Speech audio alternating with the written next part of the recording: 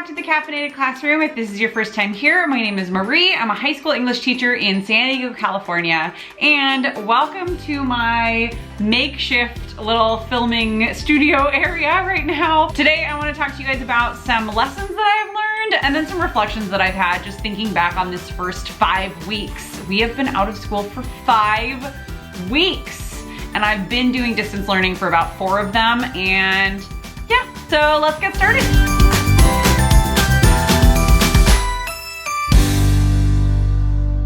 Make sure you stick around to the end of this video because I have some resources that are going to be very helpful for some of the pain points that many of us teachers, especially at the secondary level, but even some primary teachers, I'm sure, could find these things helpful. So before I really get going into these like lessons and reflections that I have been thinking about and just kind of articulating, having to do with what's transpired over these past 5 weeks of being home and starting distance learning and stopping distance learning and restarting distance learning and reconfiguring it all. And then also having my first grader and my preschooler at home and my high school teaching husband all at the same time.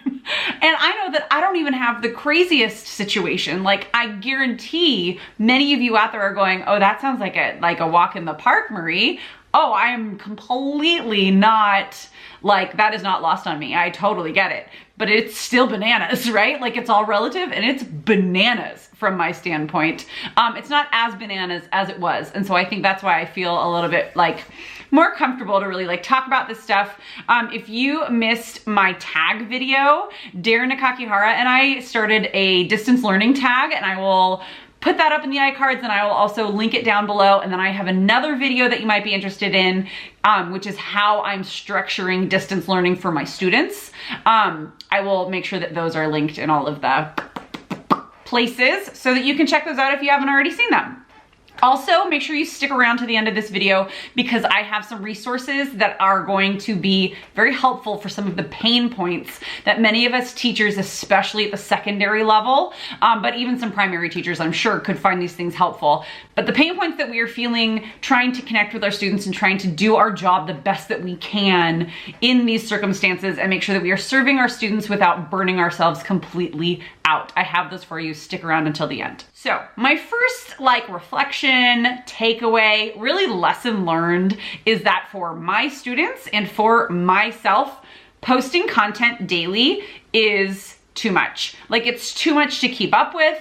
It's too many messages for them. It's information overload. It's just too flipping much from their side. And then for me, I don't have the best attention span. So like, posting an assignment a day or posting a material or like a lesson and then an assignment the next day and then a follow-up, like all of these individual little posts to get content and assignments out to students does not work for me. I tried it for like 2 or 3 days. I didn't even try it for more than a week, and it was terrible.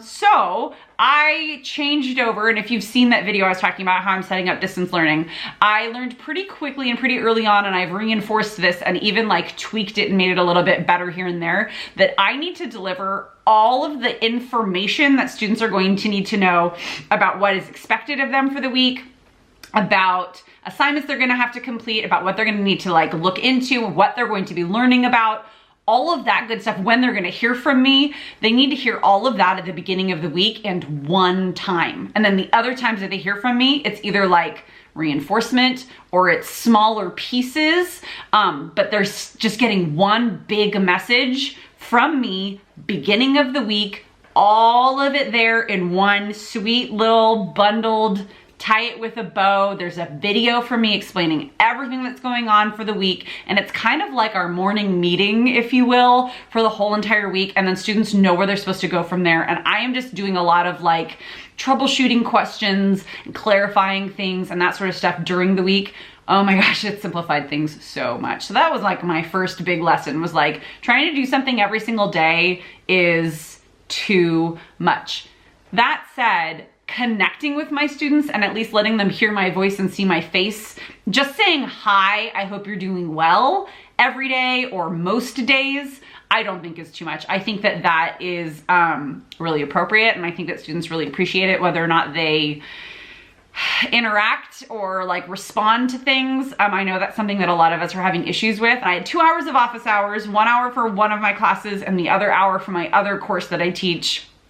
2 students showed up to ask questions and they wouldn't turn on their cameras. They wouldn't turn on their voices, like their speaker, their microphones, and they just chatted, and then I verbally answered their chatted questions, and it was super awkward, but I don't think they had a problem with it, and they got the questions that they had answered. So apparently this is our new normal. That leads me to my second like takeaway or really reflection. We see a lot of things going around like social media, and I mean, we see a lot of things going around social media, but I keep seeing things, especially on my Instagram feed, about just giving ourselves grace and giving our students grace. These are unprecedented times in which we find ourselves, and the face of education may never look the same again. And I think that's really scary. Like, I myself am scared in a lot of ways about like, what is school going to look like in the fall? What is school going to look like in 5 years, right? What is school going to look like for my kids? And so these apprehensions come with a lot of like, I have to be perfect, I have to get things done. Plus we're teachers, we're used to being able to do stuff right the first time or like figure it out as we go. And there's been, with this whole distance learning thing, a whole lot of like start, stop, redo, rewind, forget all of those things we just said because now we're gonna do it this way. But then the next day, no, we're not, we're joking, we're going back to the 3rd way, not the 17th way that we've said things, right?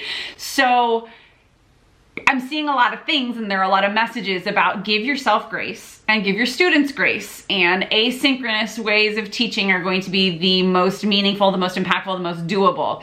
And this idea of grace, I completely I'm totally on board with. I myself am a perfectionist in a lot of ways, and I know that that's how a lot of us teachers are, and it's very, very difficult to satisfy that need in a distance learning capacity. And so giving myself grace means that it needs to be okay if I am doing the best that I can in this moment. Not the best that my potential, like that I know I could do, but the best that I can do right now.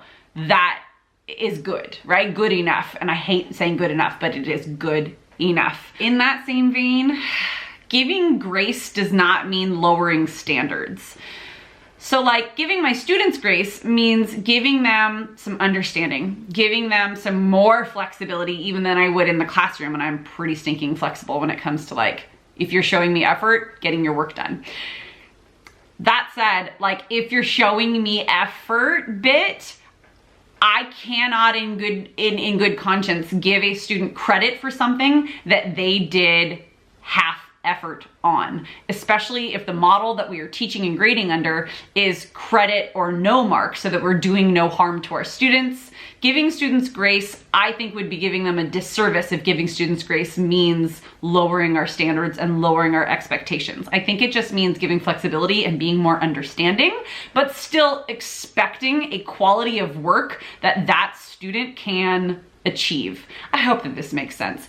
I'm finding myself having to really like rewire my brain in that, what does it mean to give someone grace? Well, for myself, it means that the best that I can do right now, I'm still doing my job. I'm still performing to my high level of training and experience. I'm just not doing all the things that I would normally do, and I'm not doing them the way I would normally do them. It's still good quality though. And I expect that out of my students. We're not doing the huge breadth and depth of like all of these literary studies and the different things that we would be doing in the classroom because, well, we're not in a classroom. But that doesn't mean that they don't still need to perform to their own potential. This is kind of a difficult one to define, but it's just a little thought I wanted to throw out there because I was feeling really deflated by the thought that giving anybody and anyone grace, including myself, meant lowering quality standards, because I just don't think that that's what that is. I don't know. I will see what you guys think in the comments down below. Let me know. I could have just stuck both gigantic feet in my mouth. That sounds gross. My last thing that I've really like worked to hone is setting boundaries throughout my days. So like I mentioned before, my husband and I are both high school teachers. We do not teach at the same school. There are a lot of professional responsibilities coming from the two of us. We also have a 6-year-old and a 3-year-old who have been cooped up for over a month, and have not seen their friends and have not seen their grandparents and have not seen anyone outside of their parents, and like they're sick of looking at our faces. So there is no actual way to really say, okay, mommy's working and mommy's only working right now, so nobody can come and talk to me. Like the way that that would happen on like a prep period, or like when I'm in school, right? I'm like there and I'm working all day long. We're all home and my children need supervision and parenting all day long. And my husband and I also both need to teach seemingly all day long. So it's like, what do you do to compartmentalize that stuff? I've found that there's like a bit of it's been a mind shift for me, and just looking and focusing on where I'm gonna put the like bulk of my attention and energy at any given moment has been the way that I have been setting boundaries. In fact, I actually have been talking to quite a few of you on Instagram. I was talking about this the other day on my stories. You were watching this video on the day that it comes up, or even the day after. I'm gonna be having a little live free workshop this Friday, May 24th. So if you would like to come and take part in that, we're going to just talk through how to wrap your mind around setting boundaries when we are in this like stay at home to try and stop the spread of COVID-19, right? Like we're doing the right thing, but it's just hard and it makes your brain feel like Swiss cheese. And so I want to like talk through kind of the mindset shift that I did that has really, really, really helped me feel like less of a basket case. I mean, I'm still kind of a basket case, but that's just like my natural disposition. So if you want to like take part in that, please, please, please check out the link down below. Find me on Instagram. I have some more information there as well. Sign up. We'll all get together. It'll be super fun. And for those of you who can't make it live, or if you're seeing this video later on, I will totally have some sort of a replay option. So click the link and look for that information there.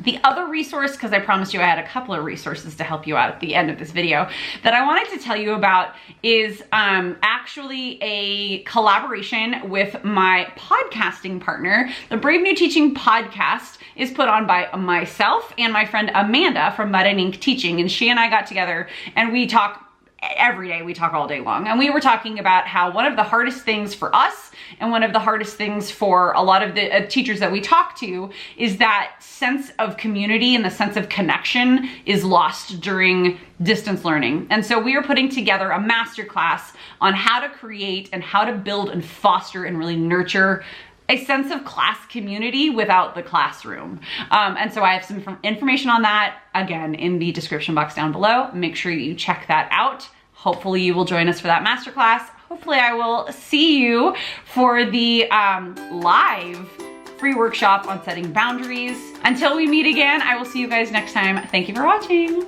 Bye.